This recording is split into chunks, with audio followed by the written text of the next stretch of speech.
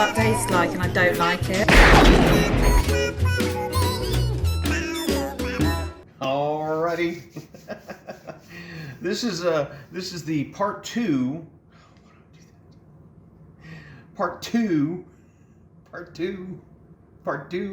of the I got shot at once, and we almost got shot again while on vacation. This is an amazing story.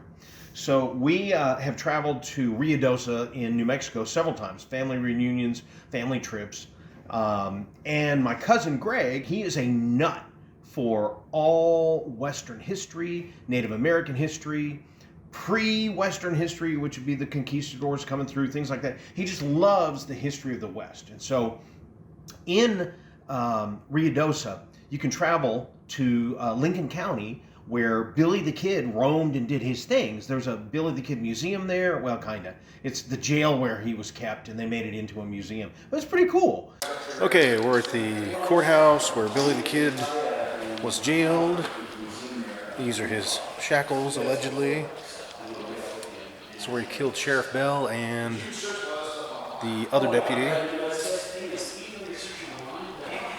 Well, Billy the Kid was up here, supposedly shot one from a window. And he came over this way somehow and headed down this stairway where he shot Sheriff Bell. If you're ever looking for a place to visit, Ruidoso is nice. The horse racing's great. And the museums in Lincoln County are a lot of fun because it's some, pretty significant history for the West. So anyway, so there's also a town called White Oaks. And that's where Sheriff Bell is buried, who Billy the Kid did in fact kill.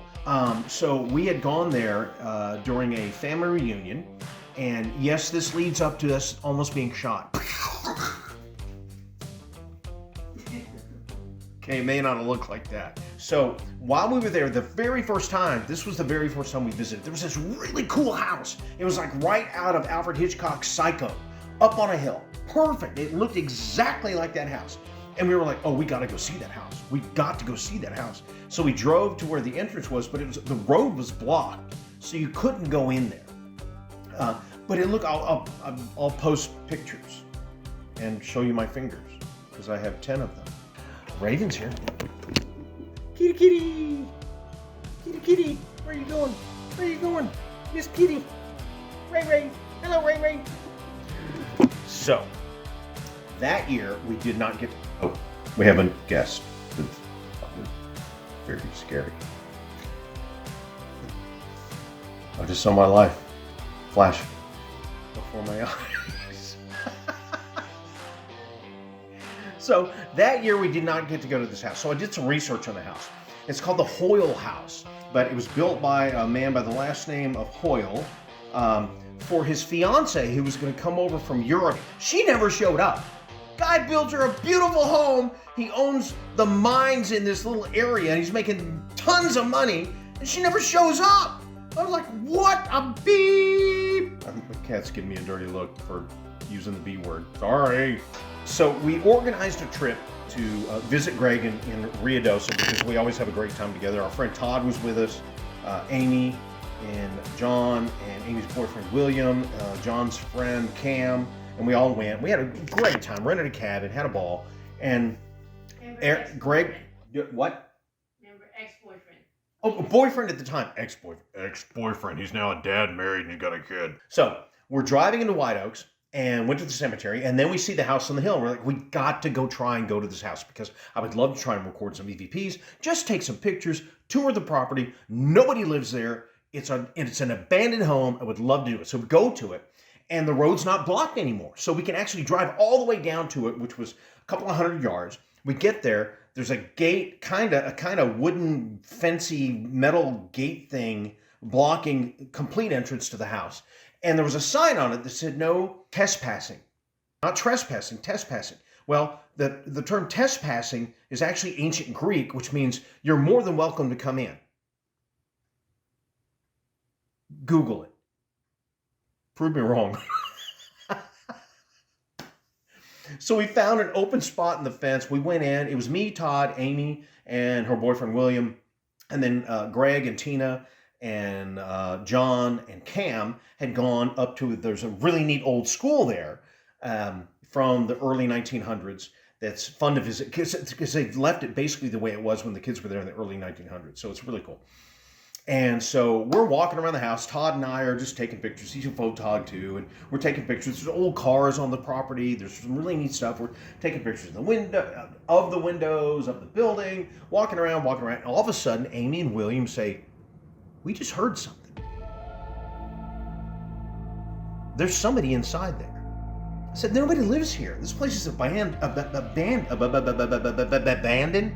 William and Amy go up onto the porch of this house, and they come just running down. They're like, "Somebody's in there." I'm like, "There is nobody here. Look at this house. Nobody lives here. Nobody." And so they said, "Well, we're going back to the car. We're leaving." And we're like, "Okay." Well, Todd and I said, "Well, we're going to go around the house and take some more pictures, and then we'll meet you guys back at the car." And so we did. And as we're leaving, there was a really cool shot of some cactus in between the fence and the house on the Alfred Hitchcock house, the Hoyle house. And I thought, "Oh, that's a great shot." So I snapped it. Off we go. Okay, we're in Lincoln County, New Mexico. And this house has got a really interesting story behind it. We're taking pictures. Then we go to the school because it's fun. You can ring the bell and You can hear it. Oh, that's so cool. Okay, I'm going to do a walkthrough. tour and look at all this old school stuff. And there's a docent there, one of the guides, and she says, "Oh, so where are you from?" We told her where we're from. "Oh, what'd you do while you were in town?" And we said, "Well, we went to the big house, the big Hoyle house on the hill." And she's like, "Oh my God, and you didn't get shot?"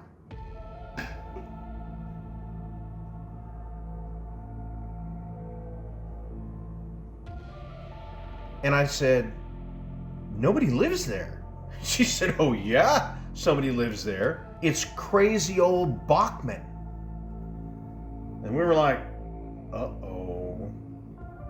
And I'm like, "You're serious? Somebody actually lives there?" She said, "Yeah, didn't you see the no trespassing signs?" I was like, "Well, kinda, but they were all faded and old, so they really didn't say no trespassing. They said no trespassing or trespassing or tabassing or Tabasco or whatever they said."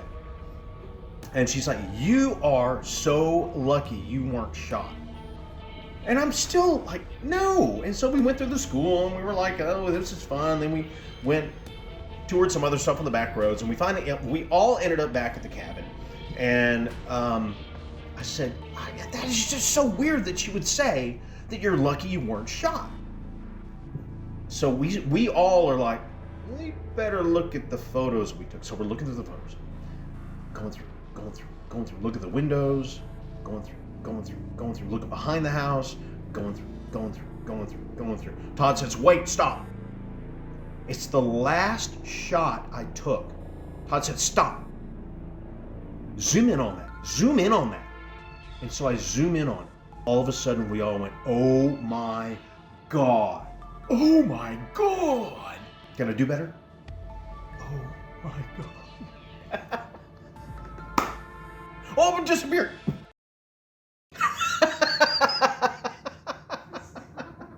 But we look. Here's the photo. It's Crazy Bachman pointing a rifle right at me. And I'm thinking, he's probably aiming at my head because he's jealous of my good looks and my sexiness. Oh.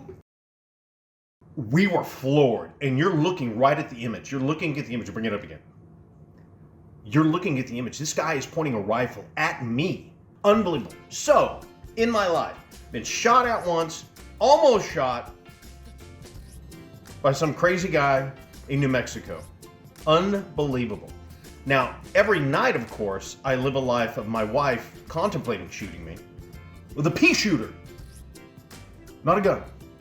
You know, it's like, ow, ow, ow, ow, stop shooting with a pea shooter. I deal with that all the time, but not real guns and bullets. True story. You've seen it. Thanks for being here. Hope you enjoyed the story. I got more to go. Whew. Twice in my life. Been shot at, almost shot. I think I need to disappear. See ya. Glad you're here. Take care.